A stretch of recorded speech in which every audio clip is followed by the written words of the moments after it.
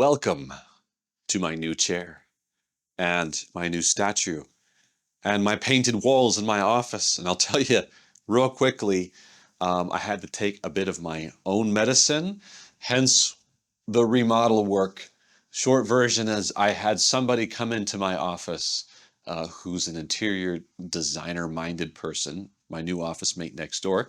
She moved in, she came in, saw my office. She said, "Oh, what is it that you do?" And I told her about Train Retail and these video series and consulting. She goes, "Oh, so you're recording a lot?" And I said, "Yeah." And I showed her this area, and she goes, "Oh, against those white walls?" And I went, "Oh, yeah." The walls were pretty stark. The whole office was without character. And so anyways, she helped me have an outside perspective, get some fresh touch-ups going on in here. And it reminded me of a video that I cut ages ago about this very subject that you can go back and watch. It's one of the very early videos about getting outside perspective on your business, on the way it looks, and ways that you can use that sort of feedback to freshen things up. I say all of that to say that even yours truly at times has to take a bit of the very own medicine that I'm prescribing to you. And hopefully you like it. Hopefully it's paid off. And maybe one day I will show you the art and stuff that I've put on the wall that make it an even more appealing space. But that's not what this video is for. That was just to remind you that all of us need continual improvement and growth and pushing us in positive directions, even when we know better, like I do better. But this video is actually about incentive programs and why your incentive program, your compensation package, may not be working the way that you want it to be working. Do you have you introduced maybe a new plan, a new strategy, a new marketing campaign that you want the staff to get involved on, and they're just not quite getting on board with whatever it is you're laying out? Or maybe you've seen your salespeople kind of stagnate around sales. Perhaps it could have something to do with the incentive programs that you have built around the thing that you're trying to do. And this video is all about that. And it starts with a very funny story. Forgive me, it has just a little bit of animal violence against rodents and pests. So if you like animals, sorry, it's for the illustration. Also, I was told this is a true story. I don't know if it's a true story. The guy who told me it was a true story told me it was a true story, so therefore I just believe it was a true story. Who knows? Point is, this is a story that takes place, I believe, in Great Britain, in some township over there. That sets the scene for you. The problem is that this township is overrun with squirrels. Tons of squirrels. They're pests in this area. They dig up the ground, they make a huge mess, they gnaw on stuff. They're sick of these squirrels. They want to get rid of them, and these squirrels just keep multiplying. So the government has this bright idea. They go, what can we do to get rid of these squirrels? We can get the citizens involved in the fix. So we told the citizens, if you come to us with squirrels' tails in hand, got to capture the squirrels, cut the tails off, bring them to us. We will pay you X number of pounds for every squirrel's tail you bring. The more squirrel's tails you bring, the more money you get. Seems like a great idea to get the crazy pest hunters out of their houses and out of their yards and going to solve a collective problem that's going on in the community. And guess what? It actually kind of worked at first. They realized every year that this program went on, they were paying out more and more to citizens for tail squirrels. They were collecting more tail squirrels every year than they were the year before. Record after record broken. Great, right? One little problem, the squirrels weren't going away. In fact, they realized they had more squirrels than ever before, and they were paying out more for tail squirrels than ever before. How is this even possible? Well, a little investigation went a long way. They realized that the citizens had stopped hunting for the wild squirrels. Those were too hard to catch. So they caught a few of the wild squirrels and bred them on farms and turned in farmed squirrel tails. Yeah, program didn't quite work. See, the incentive that they had incentivized a certain action, and that's exactly what they got. It just didn't produce the outcome that they set out to hopefully produce. And that is the illustration that sets up the whole point of this video. Sometimes the thing that you're incentivizing, it yields the outcome that you're actually not interested in getting. Now, for those of you who've worked one-on-one with me or have seen me maybe at some lectures, you might know that I may be infamously known in the sales consulting world as being like one of the only guys out there who despises commission. I don't like commission pay. I don't like it at all. And I've been told 100 different ways why it's a great system and why you should use it and why it produces value for salespeople. And I hate it. Why? Because the research says it doesn't work. And I'm not going to soapbox on all the reasons why commission doesn't work and other systems that do. The gist that I want to point out is simply that I have experienced enough commission systems to tell you that many, many times commission will yield a kind of result that you're not actually wanting to yield. And there are simple tweaks and adjustments that you can make to commission systems to actually get the result that you do want to get. If you have a team full of sharks, for example, that might very easily be caused by straight commission pay. And there are simple tweaks we can make to change that very same system to get the results you actually want, and not just the ones that are happening organically as a result of kind of a flawed system of incentives. So this video is going to take you through 3 things that you can do, 3 steps on how to evaluate things like compensation and incentive packages for maybe new programs, or you want the team to get on board with a new marketing or event program and they just don't seem to want to do it. This is 3 questions that you can ask yourself as a leader to determine if maybe your incentives for doing the thing you want them to do might not be meeting the ends that you really want to achieve. The first thing you've got to do is ask this question: what is the desired outcome that I want to achieve? Be very clear with this. What do you want the desired outcome for your employees to be? Is there some measurable goal or a sales goal?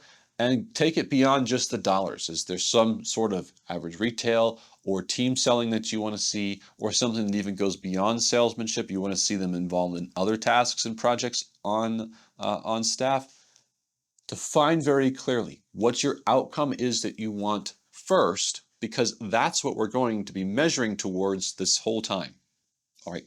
Second thing you've got to think to yourself in assessing your incentives is a question that every one of your employees and even your customers and anyone who is the recipient of your incentive package is going to be asking themselves. A very powerful question that, my gosh, can be used in so many applications. This is what they're thinking, and you need to think like them. What's in it for me? 5 simple words that are deeply powerful. What's in it for me? As an employee of your company, if I do this new thing you want me to do, what's in it for me? As a customer of your business, you want to incentivize me to come back into your store and make a repurchase, what's in it for me? Everybody is thinking about what's in it for me. And you as a leader have to take a moment and step out of your own skin and ask yourself, if I was in their shoes and I was being asked to do the thing I'm asking them to do, well, what's the benefit to me as an employee? What's the benefit to me as a consumer? If they can't clearly see what the benefit is, then they're going to take the path of least resistance or not do it at all because there's no upside to them.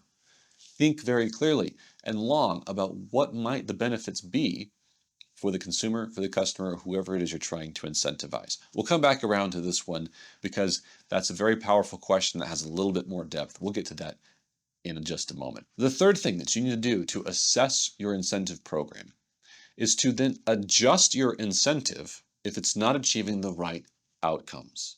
Adjust and tweak it. Think of those squirrels' tails that were being collected. That's not quite what they wanted for people to farm squirrels. So maybe adjust the incentive. Instead of a straight pay, say we will pay you for X number of squirrels' tails. If these number of squirrels' tails get turned in, we'll give you a credit on your taxes if the squirrel population declines. It's a simple adjustment, and that simple adjustment still gives them an incentive. However, the incentive is for them not just to get the squirrels' tails, it's to see the population of squirrels decline. That's the outcome you really want. In your business, It can be all kinds of things. Maybe you've introduced a compensation package or an incentive scheme or some bonus program for something, and it's not quite working to your ends. Remember that first question about the outcome, and then the second question about what's in it for them? Try to get those two things to align, and don't be afraid to adjust the incentive package to whatever means you need to get the outcomes you want. Now, so we circle back around to the what's in it for me question. There's three major kinds of ways that you can reward people, and you can think of any one of these three ways. It's not just money that people are after. In fact, money is not a great motivator. It's not a strong motivator. It's just one way that people get motivated. Money is a means to an end. So think about three big buckets, three big areas that you can incentivize to help get to the what's in it for me question answered, okay? The first thing that people might want to think about is, does this make me more money? If I do the thing you want me to do I get more money for it? If you ask me to take on a new job task as an employee, do I get more money for it? Or do I get the same amount of pay? It's just now I have more job duties. Doesn't sound super great. Another thing you can think about is, does this save me more time? As an employee of the company, if I do the thing that you asked me to do, is it saving me more time or earning me more time in some way that I can use elsewhere? If not, then you've just given me a task that, again, now I have to do more stuff that, frankly, I may not want to spend the time doing because I have a life to live too. So if it can earn me more time or more valuable time someplace else, then I'm in. The third thing you can think about is, does this earn me more social credit? Social credit can be things like recognition publicly, rewards that are done publicly, or giving you some sort of a special status within an organization place. So things like Employee of the Month programs or public recognition on your Facebook posts, some sort of public earning, or just bragging rights within the store because you've achieved something that everybody in the culture wants to achieve. These are three big kind of areas that you can use in your incentive package to help get people to do the things that you want them to do. The important thing is that you're speaking to them about what they actually want and need. Some people don't need more money or even want more money, they want more time. And so, if you can do XYZ task that I'm putting in front of you that's new, well, it would save you time, or maybe you earn extra PTO hours if you can achieve certain goals, so on and so forth. These kinds of rewards may be unorthodox, but they might be far more effective than just something like a straight bonus pay that may not be getting you the kinds of outcomes you want.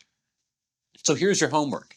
Take a look at your compensation package, or take a look at some new marketing campaign or bonus rollout that you've had, and may it seem like those things are lackluster. It doesn't quite have the punch of motivation that you hope they have. Take whatever it is that you want to look at, whatever incentive package you want to look at, and go through those three steps that you'll see on your printout this week and ask those three questions. Does it earn them more money, save them more time, earn them any kind of social credit?